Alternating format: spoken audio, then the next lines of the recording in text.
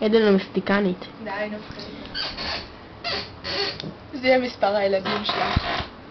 6 ילדים, את יודעת מה? וואו, וואו. כן. תבחרי עכשיו, זה יהיה מספר המאהבים שלך. זה כזה סטופ. אני לסבי.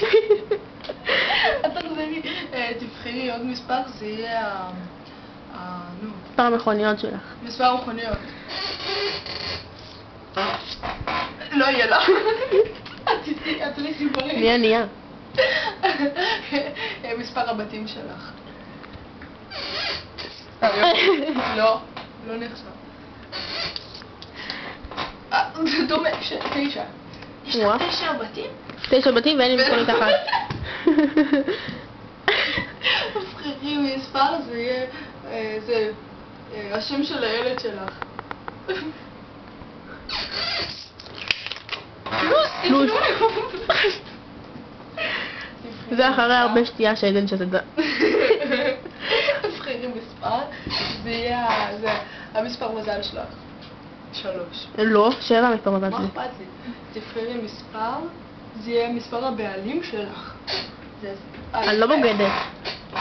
5 בעלים, יומניאקית, ויהיה לך 4 מאהבים, לא? לא, יהיה לי 6. שונה כיוון.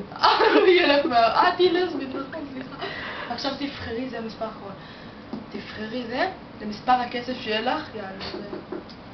לפי דולרים. לא יהיה לך. היי, יהיה לי אבל 9 בתים.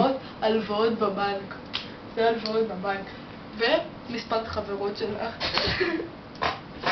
7 חברות, יפה, שיר, את מתקדמת. ומספר הלידות שאתה עוברי. אבל אמרת 7 לידות, אמרת 7 ילדים. טיפשה. 7 ילדים פעם אחת. כולם מאומצים. עכשיו זה החיות שיהיו לך בבית. הלוואי יהיה לי הרבה. 7 חיות. והמספר האחרון זה מספר האוכל שתאכלי ביום. טוקי. מי אוכל הרבה אוכל. זה בלי איזה... יאללה, עדן, תגידי שלום. שלום.